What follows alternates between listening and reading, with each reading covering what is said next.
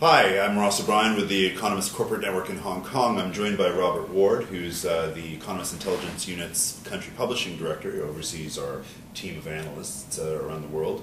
And he's just joined us in Hong Kong to deliver his annual State of the Global Economy address. You've titled your outlook at our forecasting meeting yesterday, "Waving or Drowning," and you were tinged with optimism in your outlook, but only tinged, I got the sense. Well, yes, I was trying to make the case that actually we are sort of in the beginnings of a recovery for the global economy, that the global economy is waving rather than drowning. And a couple of sort of key reasons for that, I suppose. One is that we think that the United States is starting to turn the corner economically. Very frail recovery, but it is the economic indicators are moving in the right direction: employment, housing, confidence, and so on. Very importantly as well, with the Eurozone, we've kind of revised up our likelihood of the Eurozone surviving. And that depends largely, the reason for that comes largely from the actions of the ECB over the last couple of months, with the LTRO sort of putting money into the financial system. And we're also increasingly confident that China will get a soft landing. And of course these three things for the global economy are absolutely key. So provided these our central forecasts hold for these three areas, the world economy should start to move forward a bit more rapidly as we go. And within the big cornerstones of the global economy, there is also Japan, although in some sense Japan is becoming increasingly less relevant to the global outlook. But we have just downgraded our growth forecast for Japan. What do you see going on there this year? Well, I mean, Japan, the world's third largest economy now, still key for the global economy, as we saw from the impact after the tsunami, earthquake, nuclear disaster. So clearly important still for the global economy, right, but not really important in the way that China or the US are. Japan's got a lot of headwinds. The fiscal position is pretty awful. The debate now is over raising the consumption tax. They need to do it, they must do it, but of course the economy is too weak for them to do it now. Right. Can the politicians put in a plan that convinces the markets that they actually have a view about what they want to do? So lots of sort of issues for Japan.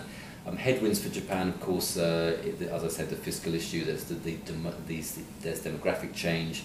Population is falling at quite a sort of fast clip now, and that's obviously having an impact on the economy, and of course the yen. Japan's economy is weak, fiscal position is dreadful, but the yen is very strong, partly because, of course, Japan is seen as a safe haven given these sort of awful fires that are burning elsewhere. It's not a vote of confidence in Japan per se. So yes, we've edged down Japan a little bit, and even when Japan starts to stabilise a bit more, we're not really looking at growth of really more than about 1% a year going forward. Right. And with regards to the China outlook, obviously China becoming increasingly important for the world's economic trajectory. You say soft landing, we've long felt that, but what are some potential amber lights on the dashboard? Well, as you say, China is important for the global economy. If you look anywhere in the global economy, Africa, Middle East, Russia, all have China kind of lurking in the background, driving growth, deciding whether these countries grow faster or not, whether it's commodities growth or whatever. So really, you cannot overstate China's importance for the global economy now, absolutely vital. What are the headwinds for China? We're all looking at the housing market. There is a bubble there, whether you call it bubble or overheating. Prices have gone up too much. The government is bringing prices down, and for us a soft landing would be a fall of about 20% or thereabouts. And that seems to be working, sort of playing to the book.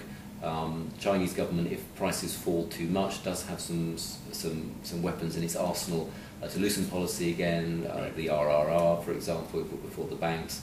So it can tweak the economy. It does have some leeway, if you like. Right. And I'm sorry to interrupt, but the tweaks that you've seen so far in the property space that have kind of been reversing the tightening of last year, do you think that that's kind of within the band of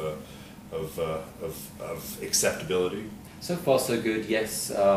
One should never underestimate the ability of the Chinese policymakers to get to grips with these situations. Right. They've done a very good job so far. Yes, the policy challenges going forward over the long term are actually probably greater than they've had to deal with for a very long time, but we're relatively confident that they can manage this housing slowdown over the short term.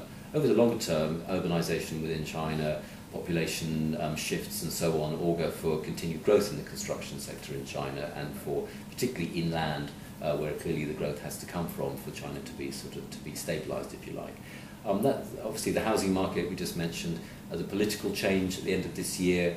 I argue quite clearly, I think that the change in China's political leadership is as important for the global economy as the US election. So everybody should follow what's going on in the US clearly, also follow what's going on in China, because that is this new group of leaders very important for setting the policy trend for the next decade or so. A very different group of people, of course, from what we've just had. Right. But so far, the signs are, as I said, that China's sort of landing softly. Right, and the political transformation, as you say, that's taking place now is going to carry China through to arguably the point where China will become the world's largest economy, so a very important group of people. Yeah.